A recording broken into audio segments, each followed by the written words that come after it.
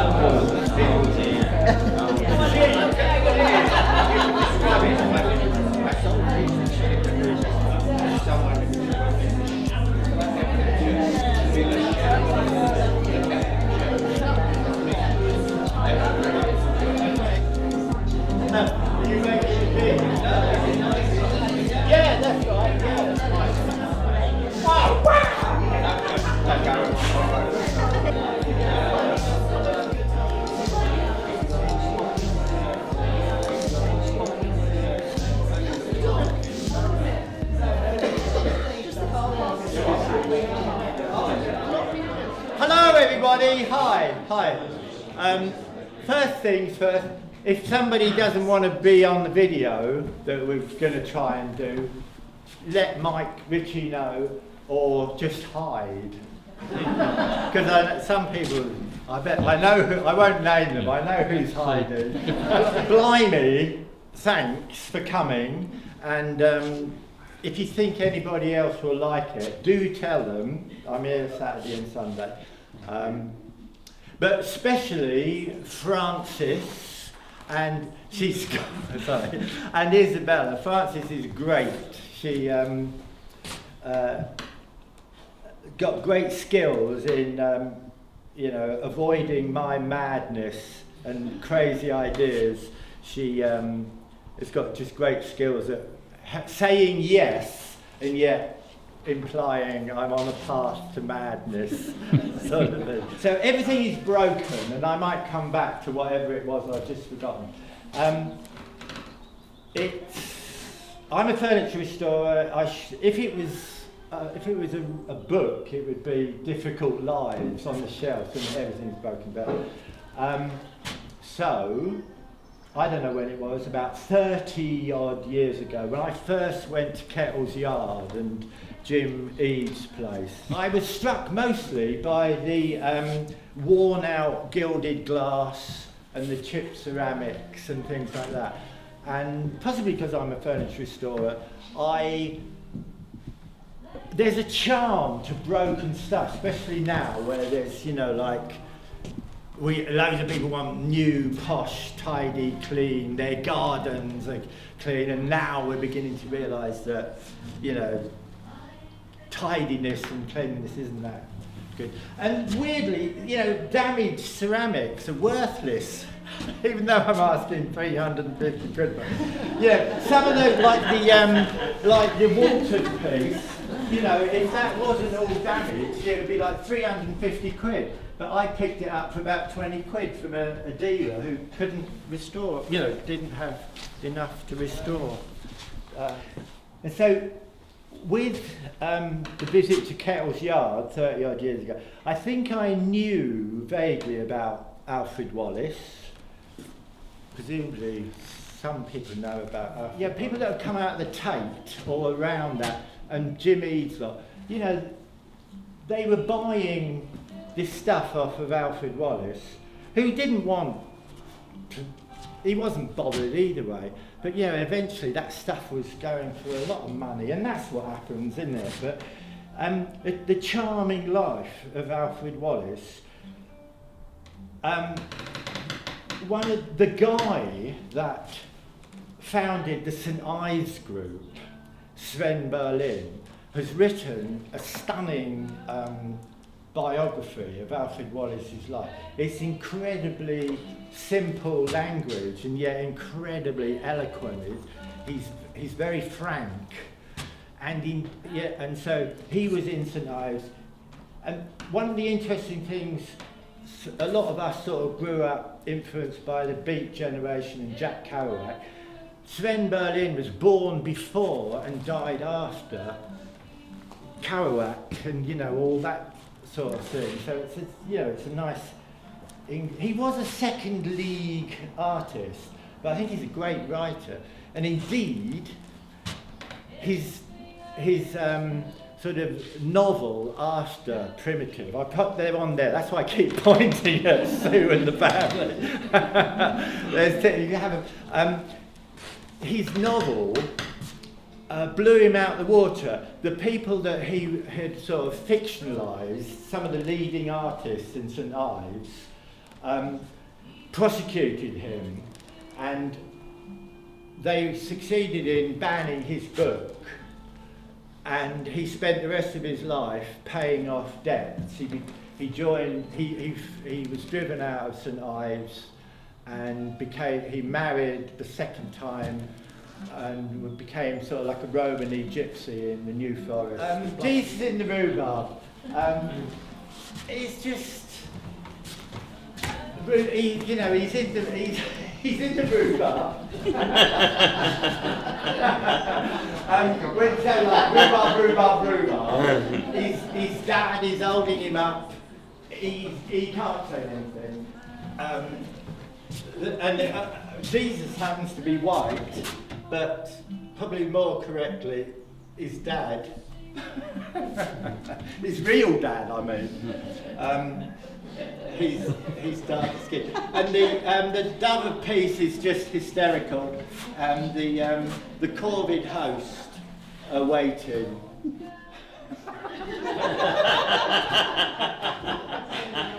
That's not fair.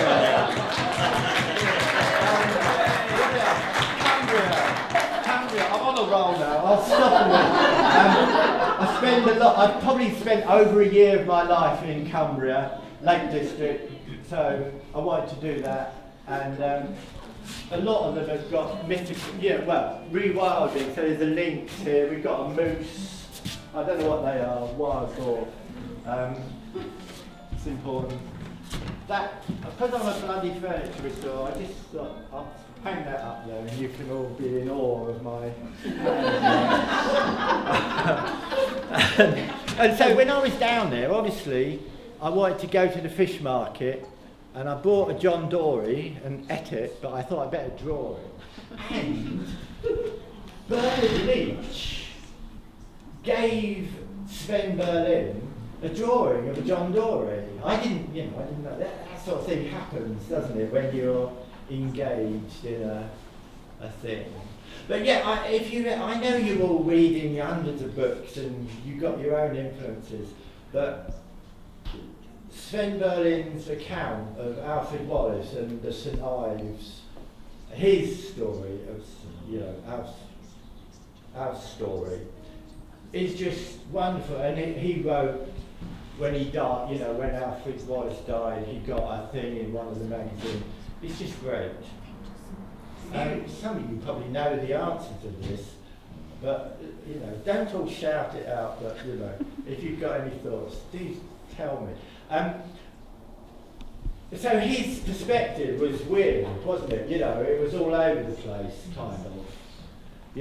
It wasn't like a 3D picture. And it suddenly struck me that when you look at something, or a landscape or this place, that's, you don't see it as 3D. It's a composite, isn't it? It's all thing, isn't it? You just put things together. And so that's one of the reasons I guess Alfred Wallace was just plucking these things out of his memory and just painting doors. Thanks very much. Go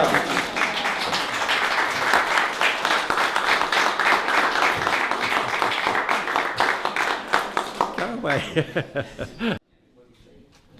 So yeah, I mean it's quite difficult exhibiting stuff that you did 50 years ago because, you know, it's sort of not, I don't know, it was a different, being 20 is difficult, isn't it?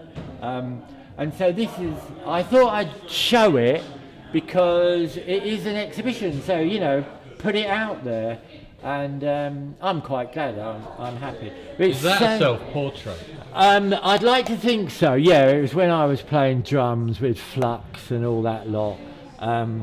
And that is a sort of a test piece for The Mean Man over here. I mean, it's interesting, I can't throw them away. I've had them 50 years, you know.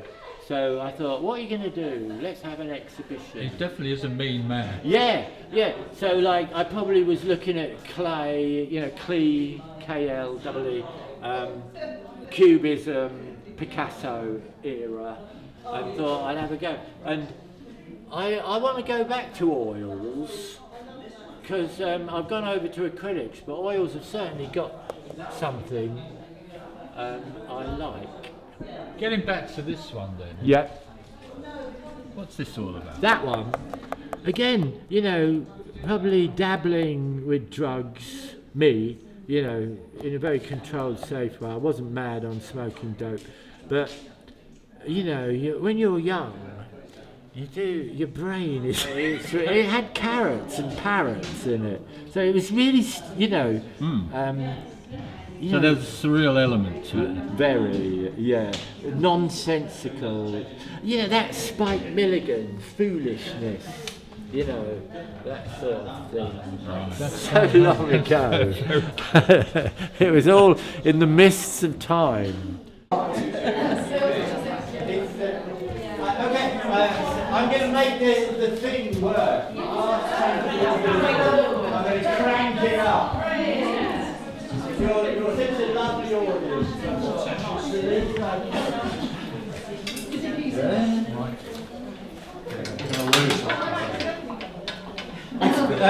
Steve has tested it, so I shouldn't be elected. I probably won't be elected. But basically, what he does, it wastes energy. So it was, you know, ahead of its time. Yeah, it was just things I'd found, things I thought they're nice, and so my dad, who worked in the massive paper mills in Hemel, actually, who, you know, employed most of the people at one stage. He was the industrial photographer, but he seemed to bring home a lot of things. And this was, the glass tank was a battery, you know, a portable battery. So it was full of lead and zinc and stuff. And I just thought, that's gorgeous. What can I do with it? And this is what happened. So now I have to wind it up. And that's an old 78 record player engine. And the main thing is the noise it makes. I like the noise. It sort of shudders and wheezes. And the electric motor is out of another gramophone probably. And what it does is it drives a 12 volt, I think they were 12 volt, bicycle dynamo, which lights a very weak, you'll have to look very close, you should turn the lights off really, but, and everything just chugs along. The glass tank of inability. You've got to poke it. Oh, there we go. And then we get More exciting than I was expecting. So look, see the light? Come closer, don't relax. I think it's good. Look, it's been, you can touch it.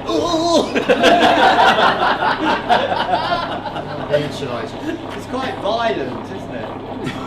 And when the clockwork motor runs out, it's really nice. It's sort of,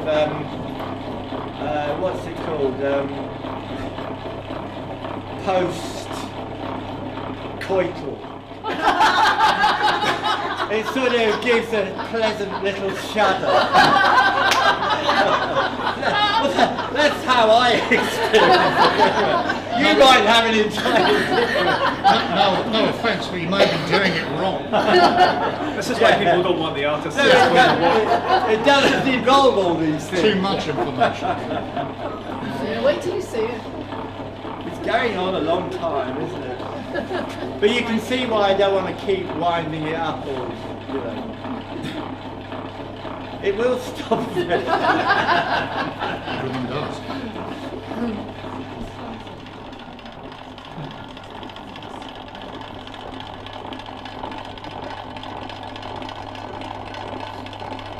You feel the enchanted audience.